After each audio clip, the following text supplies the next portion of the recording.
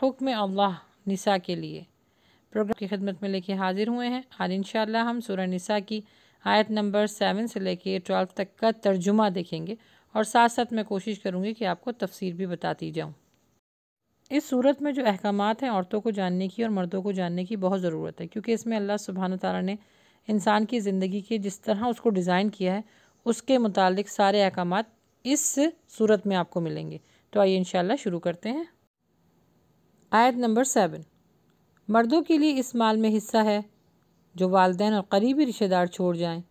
اسی طرح عورتوں کے لیے بھی اس مال میں حصہ ہے جو والدین اور قریبی رشتہ دار چھوڑ جائیں، خواہ یہ ترکہ تھوڑا ہو یا زیادہ ہو، ہر ایک کا طے شدہ حصہ ہے۔ اس آیت کی تفسیر کچھ اس طرح ہے کہ دور جاہلیت میں عورتوں کو وراثت میں کوئی حصہ نہیں دیا جاتا تھا۔ اللہ کے نبی صلی اللہ علیہ وسلم کے زمانے میں بھی کافی ایسے واقعات پیش ہوئے، تو اس کے بعد پھر یہ آیت اتری کہ جب مرد اس دنیا سے چلا جائے گا، یعنی شوہر اس دنیا سے چلا جائے گا، تو اس میں بیوی کے لیے جائیداد کا حصہ بنے گا، یعنی مرد کی جائیداد ہوگی، اس میں بیوی کا اور بچوں کا دونوں کا حصہ بنے گا، کیونکہ اللہ کے نبی صلی اللہ علیہ وسلم کے زمانے میں جس طرح کے واقعات پیش ہو رہے تھے کہ مرنے کے بعد بہن بھائی قبضہ کر لیا کرتے تھے اور بچوں کو اور بیوی کو کچھ نہیں دیا جاتا تھا۔ لیکن آج دیکھیں، آج بھی ہماری وہی جہالت ہے۔ ہمارے ہاں اگر کوئی مرد یعنی شوہر مر جاتا ہے تو اگر اس کے بہن بھائی زندہ ہوتے ہیں تو اس کی جائیداد پہ قبضہ کر لیتے ہیں، اس کی نہ بیوی کو کچھ دیتے ہیں نہ اس کے بچوں کو کچھ دیتے ہیں۔ تو ابھی بھی ہم وہ جاہلیت کے دور سے باہر نہیں نکلے، اسی لیے سورہ نساء کا اچھی طریقے سے مطالعہ کریں تاکہ عورت کو بھی اس کا حق ملے۔ آیت نمبر 8، اور اگر تقسیم میراث کے وقت رشتہ دار، یتیم اور مسکین موجود ہوں تو انہیں بھی اس میں سے کچھ نہ کچھ دو اور ان سے اچھے طریقے سے بات کرو۔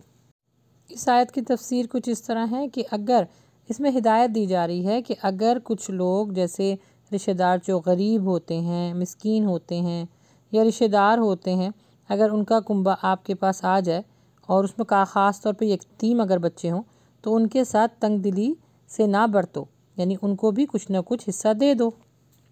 جائیداد میں لیکن صرف اور صرف حق ہوتا ہے بیوی کا اور بچوں کا، لیکن 1/3 جو ہے وہ حصہ جو میت ہے وہ اپنی وراثت میں کہہ سکتا ہے کہ کوئی غریب رشتہ دار ہوں یا پھر چیریٹی میں اگر وہ دینا چاہے تو دے سکتا ہے، لیکن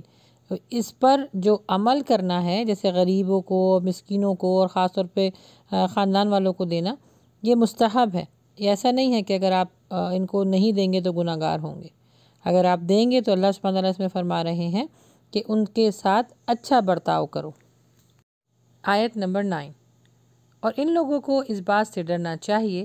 کہ اگر وہ خود اپنے پیچھے انہی یتیموں کی طرح چھوٹی چھوٹی اولادیں چھوڑ جائیں اور انہیں ان کے متعلق کتنا خوف ہوتا ہے، لہٰذا انہیں اللہ سے ڈرتے رہنا چاہیے اور جو بات کرے صاف اور سیدھی کرے۔ اس آیت کی تفسیر کچھ اس طرح ہے، یعنی جس طرح تمہیں اپنے بچوں کی فکر ہوتی ہے کہ ہمارے مرنے کے بعد ان کا کیا ہوگا، بالکل اسی طرح دوسروں کے بچوں کی بھی فکر کرو اور یتیم کے مال کو مت کھاؤ۔ وراثت کے معاملات بہت پیچیدہ ہیں، اس لیے خود بھی سیکھیے قرآن و حدیث کی روشنی میں اور بچوں کو بھی اس کی تعلیمات دیجیے، کیونکہ مرنے کے بعد بچے اس جائیداد کے اوپر لڑتے ہیں، تو ان کو تعلیمات دینا بہت ضروری ہے،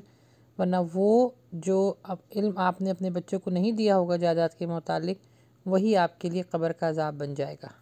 ساری زندگی مال اتنی محنت کے ساتھ کمایا اور آخرت میں کیا ملا آپ کو؟ قبر کا عذاب۔ ساری عمر انسان کماتا تو بڑی محنت سے ہے، لیکن آپ دیکھیے اللہ کا قانون کہ جائیداد میں سب کے لیے حصہ ہے لیکن اس کے خود کے لیے حصہ کچھ نہیں ہے، اور آخرت میں اس کے لیے حصہ کیا ہے کہ اپنے پیچھے وہ نیک اور صالح اولاد چھوڑے جو اس کے لیے صدقہ جاریہ بن سکے۔ آیت نمبر 10، جو لوگ ظلم سے یتیموں کا مال ہڑپ کر جاتے ہیں وہ در حقیقت اپنے پیٹ میں آگ بھرتے ہیں، ان قریب وہ جہنم میں داخل ہوں گے۔ اس آیت کا پس منظر یہ ہے کہ حدیث میں آیا ہے کہ اللہ کے نبی صلی اللہ علیہ وسلم کے ساتھ سعد بن ربیعہ وہ شہید ہو گئے تھے اور ان کی بیوی اور 2 بچے اللہ کے نبی صلی اللہ علیہ وسلم کی خدمت میں حاضر ہوئے اور ماجرا بیان کیا کہ میری جائیداد، میرے ہسبینڈ جو تھے وہ میری جائیداد چھوڑ گئے ہیں، لیکن میرے ہسبینڈ کی جائیداد پر ان کے چچا نے جو ہے قبضہ کر لیا ہے، تو اب میں کیا کروں؟ تو پھر یہ آیت اتری کہ جو لوگ یتیموں کا مال کھاتے ہیں ان کے پیٹ میں جہنم کی آگ بھری جائے گی۔ آیت نمبر 11 یہ بہت اہم آیت ہے۔ اس کے اندر ترکے کا جو معاملہ ہے اور جو رشتے ہیں ان کو اللہ سبحانہ و تعالیٰ نے بہت ترتیب کے ساتھ اور حساب کتاب کے ساتھ بتایا ہے۔ تو اس آیت کے ترجمے کو غور سے سنیے گا، اور اگر آپ کا جائیداد کا کوئی مسئلہ ہے تو کسی بھی اچھے مفتی کے پاس جائیے اور ان کو اپنے سارے رشتے، اپنی ساری جائیداد بتائیے تاکہ وہ آپ کو اس کا ترکہ بتا سکیں۔ اس کا ترجمہ کچھ اس طرح ہے کہ اللہ سبحانہ و تعالیٰ تمہاری اولاد کے بارے میں تمہیں وصیت کرتا ہے۔ مردوں کے لیے 2 عورتوں کے برابر حصہ ہے، اور پھر اگر عورتیں 2 سے زائد ہوں تو میت نے جو چھوڑا ہو اس میں سے 2/3 ان کے لیے حصہ ہے، اور اگر وہ اکیلی ہو تو آدھا ترکہ اس کے لیے ہے، اور اگر وہ اکیلی ہو تو آدھا ترکہ اسی کے لیے ہے، اور میت کے ماں باپ میں سے ہر ایک کے لیے 6واں حصہ ہے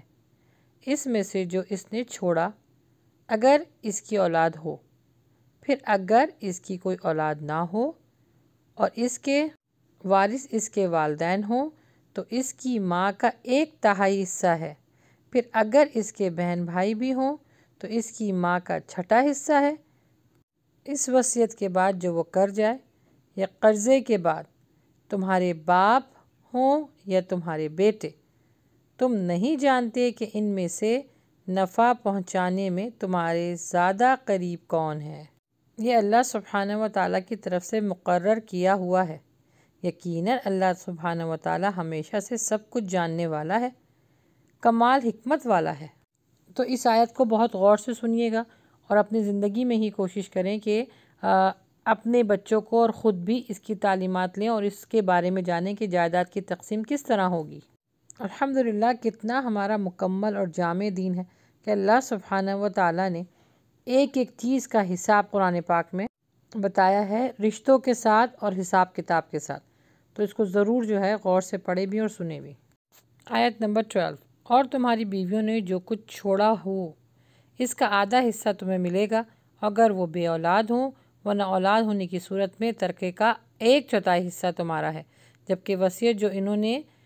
کی ہو پوری کر دی جائے، اور قرض جو انہوں نے چھوڑا ہو ادا کر دیا جائے، اور وہ تمہارے ترکے میں سے 1/4 کی حقدار ہوں گی۔ اور اگر تم بے اولاد ہو ورنہ صاحب اولاد ہونے کی صورت میں ان کا حصہ 8واں ہوگا، بعد اس کے کہ جو وصیت تم نے کی ہو وہ پوری کر دی جائے، اور جو قرض کے تم نے چھوڑا ہو وہ ادا کر دیا جائے، اور اگر وہ مرد یا عورت جس کی میراث تقسیم ہو رہی ہے کلالہ ہو، یعنی بے اولاد بھی ہو، اور اس کے ماں باپ بھی زندہ نہ ہوں، مگر اس کا ایک بھائی یا بہن موجود ہو، تو بھائی بہن ہر ایک کو 6واں حصہ ملے گا، اور اگر بھائی بہن ایک سے زیادہ ہوں تو وہ کل ترکے کے 1/3 میں سب شریک ہوں گے، جبکہ وصیت جو کی گئی ہو پوری کر دی جائے، بشرط یہ کہ کسی کو نقصان نہ پہنچے۔ یہ اللہ کا حکم ہے، اور اللہ سب کچھ جاننے والا اور بہت بردبار ہے۔ اگین یہ بہت ہی زیادہ کرٹیکل آیتیں ہیں، اور ان پر غور کیجئے، فکر کیجئے، اور کوشش کیجئے کہ اپنے معاملات جو ترکے کے حساب سے ہیں اپنی زندگی میں اپنے بچوں کو تعلیمات بھی دیں اور اس پر خود بھی عمل کریں۔ اللہ سبحانہ و تعالی ہمیں جہنم کی آگ سے بچائے اور نیک عمل کرنے کی توفیق عطا فرمائے، آمین۔